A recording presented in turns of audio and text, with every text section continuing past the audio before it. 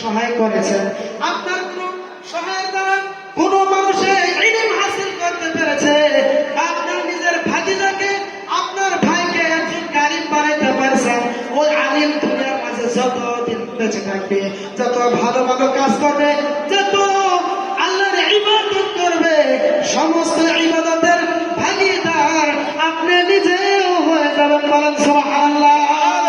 আপনার মুসলমান শুধু তাই, আল্লাহর নবী, দুজাহানের বাদশা নবী, উম্মতের কান্ডার নবী আরো ডেকে ডেকে বলে আওয়ালাদিন সালিহিন ইয়াদউ লাহু, ওই নেক সন্তান, যেই নেক সন্তানে আপনার জন্য দুনিয়ার মাঝে ভালো কিছু করে এবং নিজে আপনার জন্য দোয়া করে। বলেন সুবহানাল্লাহ।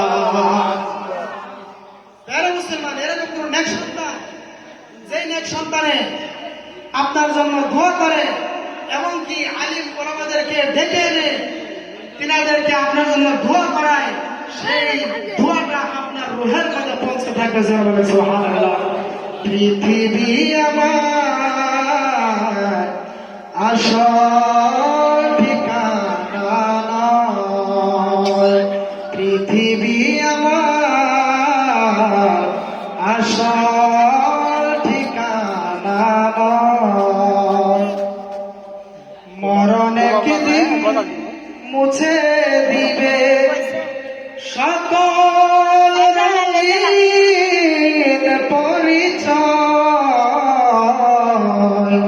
পৃথিবী আমার আসল ঠিকানা নয়, মিছে মানুষের বন্ধন, মিছে মায়া স্নেহ প্রীতি ক্রন্দন, মিছে মানুষের বন্ধন, মিছে মায়া স্নেহ প্রীতি ক্রন্দন, মিছে জীবনের রন্ধন সুতরাং, মিছে দুদিনের অভিনয়, পৃথিবী আমার আসল ঠিকানা নয়।